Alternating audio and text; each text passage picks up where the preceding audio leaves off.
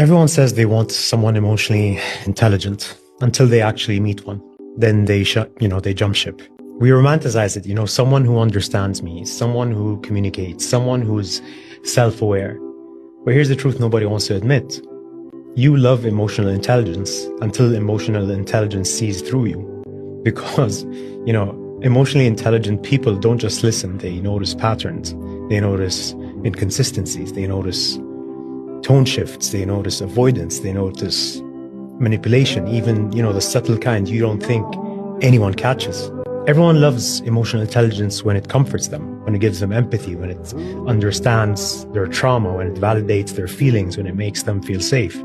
But emotional intelligence isn't just soft, it's sharp, it's uncomfortable, it's a mirror. And that's where most people break, because emotional intelligence will call you out, gently but directly. It'll say things like, why did you shut down instead of communicate? And why did you twist my words?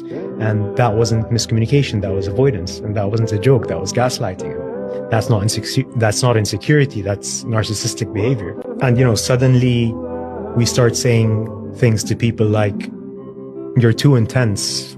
You tell them you feel attacked, you tell them you're overthinking this, you tell them you're too sensitive. No, you just don't like being held accountable. Emotionally intelligent people force a level of honesty that most relationships never reach. They don't let your old patterns slide. They don't let your toxic behaviors go unnoticed. They don't fall for manipulation. They don't feed your ego. They don't dance around your wounds. They expose them. And that's why people run. Not because emotional intelligence is overwhelming, but because it disrupts their avoidance, their denial, their ego, their narratives, their control. Everyone wants emotional intelligence in a partner until emotional intelligence, shines a light on the parts of you you've been avoiding your whole life.